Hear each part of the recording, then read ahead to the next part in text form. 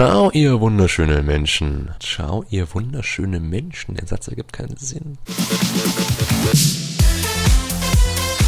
Wenn ihr Facebook-Fan von mir seid, ist ja alles in Ordnung, aber wenn nicht, habt ihr einiges verpasst, muss ich sagen. Ja, wie zum Beispiel hier den klaren Fall von Selbstmord. Die Mordwaffe, die Axt liegt rechts daneben.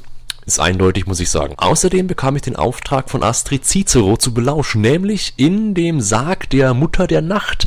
Und ich habe verstanden, Geschlechtsumwandlung. Ja, kann mal vorkommen, aber ist nicht wild. Außerdem gab's noch ein wunderschönes Geburtsbild diese Woche. Hier hat eine Frau gleich 3 erwachsene Männer plus Ausrüstung, plus Kleidung, plus Waffen auf die Welt gebracht. Daneben eine Frau, die für gutes Wetter und Schuhe betet, ja. Dann hier wunderbar klares, schönes, comic-cooles Bild. Es ist zwar nicht lustig, aber blutig, so wie ein blutiges Steak, haha. Es ist lustiger, wenn man es liest, sollte man also Facebook-Fan sein, dass man den vollen 100%igen Spaßfaktor ausgeliefert sein kann. Dann hatte ich noch einen Gegner, der doch lieber wahrscheinlich den Putzlappen schwingen sollte als den Bogen, was er ja echt überhaupt nicht getroffen hat. Da hat dann jemand ein saugeiles Antwortbild gepostet. Das finde ich so, das passt einfach dazu, es ist einfach lustig. Dann gab es die Frage nach der bösesten Mod hier, zum Beispiel brennende Kinder. Und da haben wir auch schon den Schützen am richtigen Platz, nämlich beim Putzen. Ja, saulustig.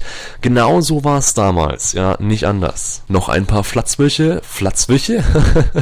Noch ein paar Flatzwitze. Fuck you. Noch ein paar Flatzwitze. Flatzwitze. Noch ein paar Flachwitze gefällig? Damals konnte man auch Spaß haben, zum Beispiel mit Fallschirmspringen. Nur blöd, dass es keine Fallschirme gab. Toll, oder? Hier sieht man nochmal die böse Hexe Anise, die jeder kennt, bei ihrem neuen Beruf Dachdecker. Ja, eine Umschulung war doch nicht so schwer. Außerdem Lord Käsemauken auf seinem Thron mit passender Teller, Umhang, Frisur oder was es immer sein soll. Und hier noch ein kleines, cooles Bild. Und als kleinen Zusatz noch ein Bild, das ich auch auf meiner Facebook-Seite geteilt habe. Eins von Gammel. Batman hat ihm nicht nur das Herz gebrochen, sondern auch die Hüfte.